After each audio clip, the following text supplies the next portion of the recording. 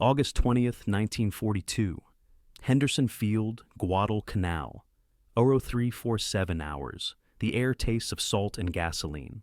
In the darkness before dawn, a single Grumman TBF Avenger sits at the end of a coral-dusted runway, its engine ticking as it cools under the equatorial sky. Around it, the jungle breathes, a living wall of green that has swallowed men whole. That hides an enemy counted in the thousands. Lieutenant Commander Charles Swed Larson stands beside his aircraft, one hand pressed against the cold metal of the fuselage, feeling the rivets beneath his palm like a rosary of American industry. He is 26 years old. In 3 hours, he will disobey a direct order. In 5 hours, he will either save 1,500 Marines or join the coral ghosts that already haunt this forsaken island. The order came down at midnight. No flights, radio silence.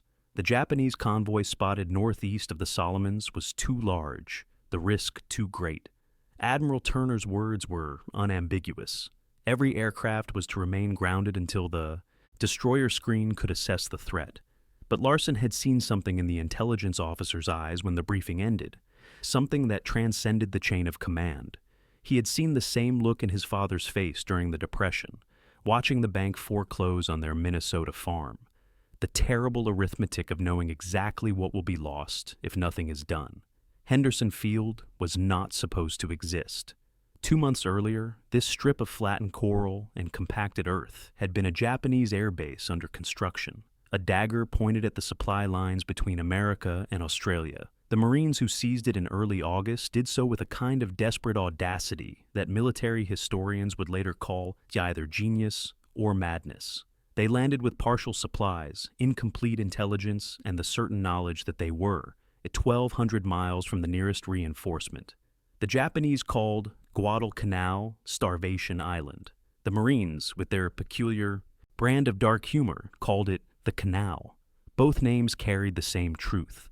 This was a place where men were ground down not by a single cataclysmic battle, but by the slow erosion of hunger, disease, and nightly bombardment from the sea.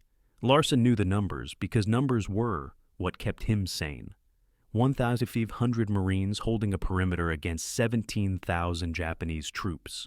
42 operational aircraft against an enemy air force that could draw from bases at Guadalcanal and Truk. 37 days since the initial landing, and supply ships had made it through the Japanese submarine picket exactly twice. The Marines were eating captured Japanese rice mixed with weevils. They were fighting malaria with quinine tablets that had run out a week ago. They were holding a piece of coral and jungle that, on any rational assessment, could not be held. But rational assessment had stopped applying to the Pacific War. The IC moment. The first bomb fell on Pearl Harbor. Larson had been there, a junior pilot aboard. The Enterprise, returning from a routine patrol to find his world transformed into smoke and wreckage. He had learned then that war was not the clean geometry of tactics and strategy he had studied at Annapolis. It was the smell of burning oil and human flesh. It was the weight of knowing that men died or lived based on decisions made in seconds with incomplete information by officers no more certain than anyone else. The intelligence report that came in at 2200 hours detailed a Japanese convoy, 8 transports, 3 cruisers, 8 destroyers steaming directly for Guadalcanal. The numbers told a simple story. This was not a supply run or a reinforcement trickle. This was an invasion fleet designed to overwhelm Henderson Field by sheer mass to land enough troops and material to crush the Marine perimeter in a single coordinated assault. If that convoy reached Guadalcanal's beaches, the island would fall within 48 hours. The Solomons would become Japanese territory. The supply line to Australia would be severed. The war in the Pacific would tilt on its axis, and Larson had been ordered to do nothing. He understood the logic. A single torpedo bomber against a fleet protected by Zeros and anti-aircraft batteries was not a tactical deployment. It was a suicide mission dressed in the language of sortie orders. Admiral Turner was trying to preserve his meager air assets for a coordinated strike to wait until daylight, when fighter cover could be provided, when reconnaissance could identify the fleet's exact composition and heading. It was the sensible decision, the one that military doctrine and every principle of command responsibility demanded. But Larson had walked through the Marine encampments the previous evening. He had seen men with eyes gone hollow from sleeplessness and hunger, still cleaning their rifles with a kind of mechanical devotion. He had watched a corpsman change the dressing on a 19-year-old shrapnel wound using boiled seawater because they had run out of antiseptic. He had heard a sergeant, his voice gone flat with exhaustion, tell his squad that tomorrow they would hold the line, and the day after that they would hold the line, and they would keep holding until someone decided their lives were worth the cost of relief. Larson knew what would happen if that Japanese convoy landed unopposed. He had seen the aftermath of banzai charges, the way an enemy willing to die could overrun positions that should have been impregnable. Numbers became irrelevant when men attacked in waves that treated their own bodies as ammunition. The Marines would fight certainly. They would exact a terrible price, but they would die doing it, and their deaths would purchase nothing except a few more hours of Japanese dominance in a sea that America had once called its own. At UO4 at 15 hours, Larson made his decision. He did not frame it as disobedience or heroism. He framed it as simple mathematics. The probability of successfully attacking the convoy alone was perhaps 5%. The probability of the Marines surviving without that attack was 0. The equation solved itself. He woke his crew, radio man Harry Mitchell and turret gunner James Cobb, both of whom had flown with him since the Enterprise days. He did not explain. He did not need to. They had seen the same encampments, heard the same sergeants. Mitchell simply asked, "What's the course?" Cobb checked his ammunition belts twice, then nodded. There was no discussion of the order they were violating, no debate about consequences. There was only the pre-flight checklist, executed with the kind of precision that transforms terror into routine. The Avenger's engine caught on the second crank, a radial roar that shattered the pre-dawn silence. Larson felt the vibration through his boots, through his chest, a mechanical heartbeat that drowned out thought. He taxied to the runway's end without clearance, without radio contact, the aircraft's navigation lights dark. If anyone tried to stop him, he would not hear it over the engine. If anyone fired a flare to abort the takeoff, he would not see it with his eyes locked forward on the strip of coral that served as their lifeline to the sky. Throttle forward. The Avenger surged, clumsy and heavy with its torpedo slung beneath the fuselage like a steel pregnancy. 60 knots, 70. The end of the runway approaching, the jungle beyond it, a black wall, 85 knots, rotation speed. Larson pulled back on the yoke and felt the moment of uncertainty that every pilot knows, the instant where the aircraft decides whether to fly or die. The wheels left the coral, the jungle passed beneath them, close enough that Larson could smell the rotten rain. They climbed into darkness toward a fleet that did not know they were coming, carrying a single torpedo and the collective desperation of 1,500 men who had been told they did not matter enough to save. The Japanese convoy was exactly where the intelligence report had predicted. 90-minute steamers, northeast of Guadalcanal, steaming south at 16 knots.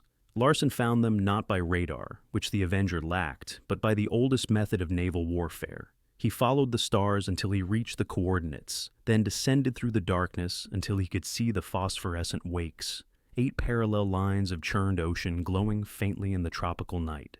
He had planned to attack at dawn to use the sun behind him as cover for his approach, but dawn was still 40 minutes away, and every minute the convoy steamed closer to Guadalcanal was a minute the Marines could not afford to lose. He made his approach from the southeast, flying at wave height. The Avenger's propeller close enough to the ocean that spray misted his windscreen. The destroyers would have radar, but radar in 1942 was primitive, easily confused by the sea return at low altitude. His only advantages were surprise and the fact that no reasonable commander would expect a single aircraft to attack a fleet. At 3 a.m., the convoy resolved into distinct shapes, the boxy silhouettes of troop transport surrounded by the sleeker profiles of their escorts.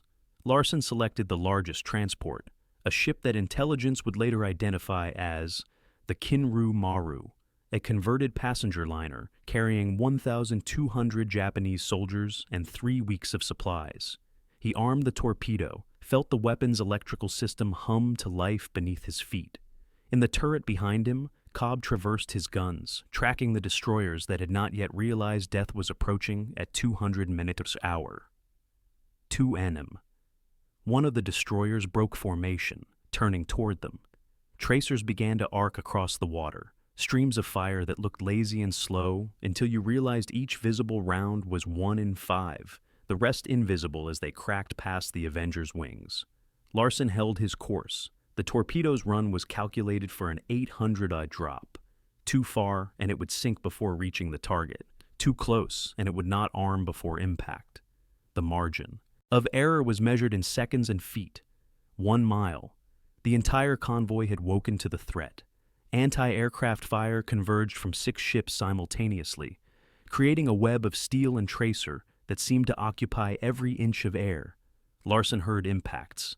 Metal punching through metal felt the Avenger shudder as rounds tore through the wing fabric and tail section.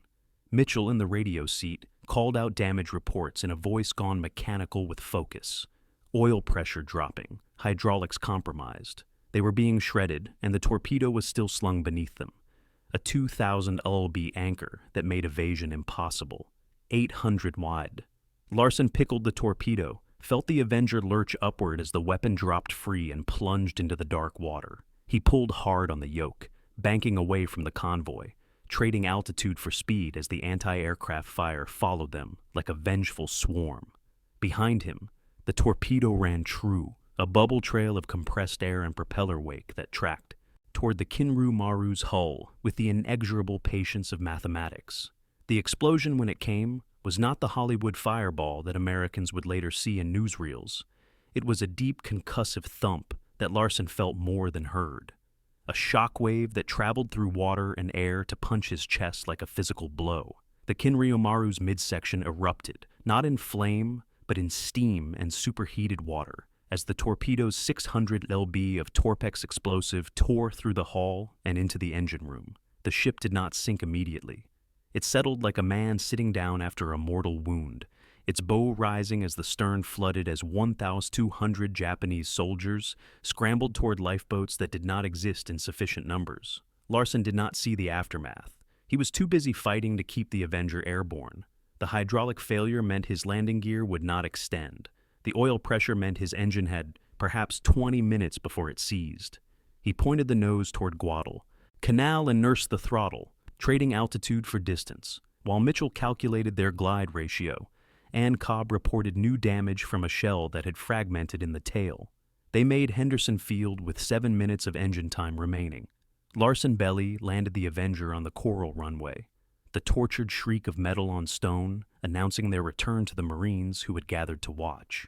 The aircraft skidded for 200 YD before the starboard wing collapsed and they spun, finally stopping in a cloud of coral dust and leaking hydraulic fluid.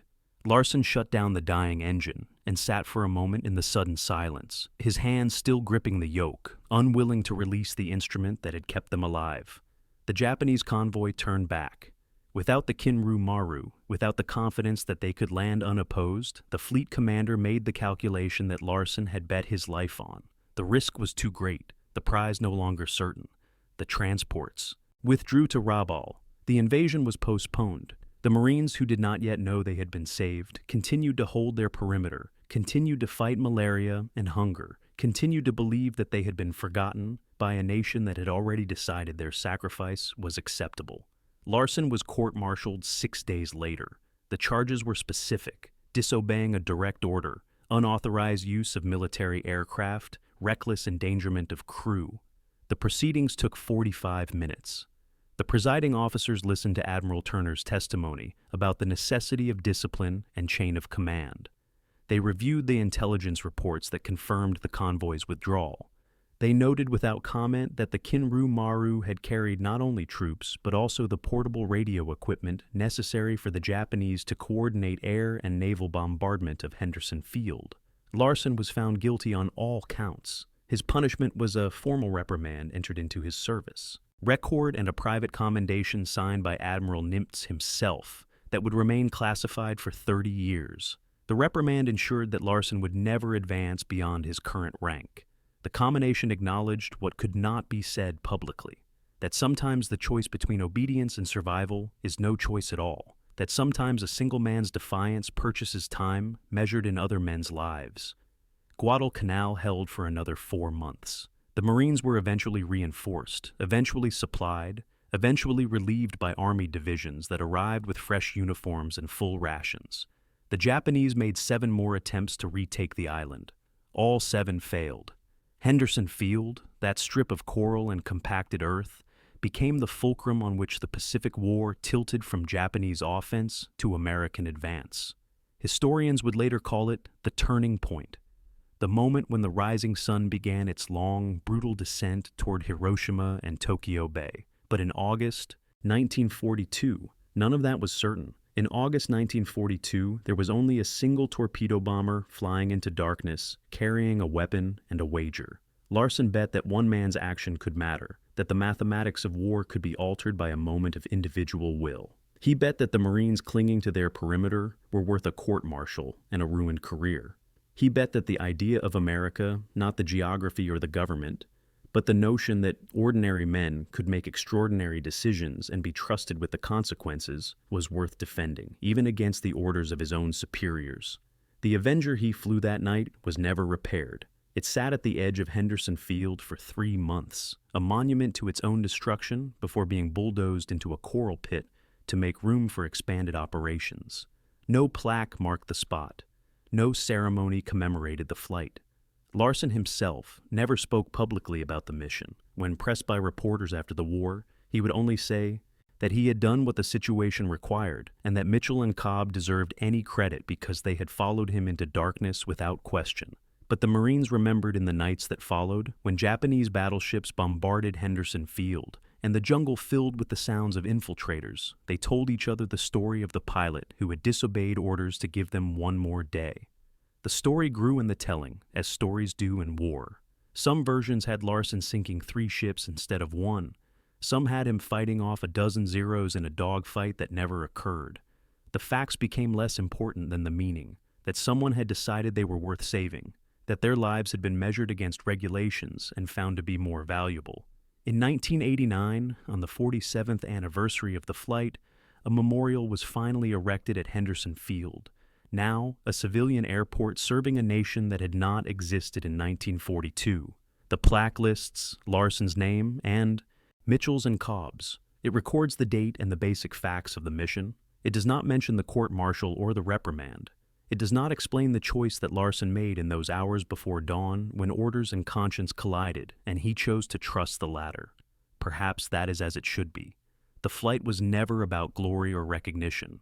It was about the quiet calculation that happens when a man realizes he is the only one positioned to act. When all the training and doctrine and chain of command distilled down to a simple question: what am I willing to sacrifice so that others might survive? Larsen died in 1994 at the age of 78, surrounded by grandchildren who knew him only as a retired teacher who had once flown planes in a war they studied in textbooks. His obituary in the Minneapolis paper mentioned his Navy service in a single line. There was no state funeral, no formation flyover, no honor guard beyond the 2 Marines, who appeared unannounced to present his widow with a folded flag that had flown over Guadalcanal for 1 hour on the anniversary of his death. But in the archives of the Naval Historical Center, there is a file marked with his name. In that file is a letter written in Admiral Nimitz's precise hand that was never sent but was meant to be read after both men were gone. The letter does not discuss tactics or strategy. It does not analyze the decision to violate orders or assess the mathematical probability of success. It simply states there are moments when the institution must be preserved by men willing to stand outside it. Larsen understood this. He paid the price without complaint. The Marine Corps owes him a debt that can never be repaid because the currency of that debt is measured in lives that continued when all logic said they should have ended. Guadalcanal was saved not by divisions or fleets or the industrial might that would eventually crush Japan beneath a weight of steel and fire. It was saved in one crucial moment by a pilot who looked at an impossible situation and decided that impossible was not the same as unthinkable. Who understood that freedom, the kind of freedom that America claimed to defend, meant the freedom to choose conscience over command when the two could not coexist? The jungle has long since reclaimed most of Henderson Field's original perimeter. The coral pit, where Larsen's Avenger was buried, is now covered by runway tarmac and jet fuel tanks. The Marines who held the line in August 1942 are nearly all gone. their names recorded in unit histories that gather dust in libraries frequented by scholars and descendants. The war moved on, as wars do, to other islands and other desperate stands, until finally it ended in a flash of atomic fire and the signatures of men in formal dress aboard a battleship in Tokyo Bay. But the flight remains. It exists in the space between obedience and rebellion, between the individual and the institution, between the calculus of acceptable loss and the incalculable value of a single human life multiplied by 1,500. It is a reminder that history is not shaped only by presidents and generals, but by lieutenants who decide in the darkness before dawn that some orders are less important than the men those orders would condemn. That democracy in its truest form is not the absence of hierarchy, but the presence of men willing to risk everything, including their own honor, to preserve the lives of those they will never meet, but are sworn to defend. August 20th, 1942. A single torpedo bomber climbs into darkness, carrying 3 men and a bet against fate. The jungle watches. The Marines sleep fitfully in their foxholes.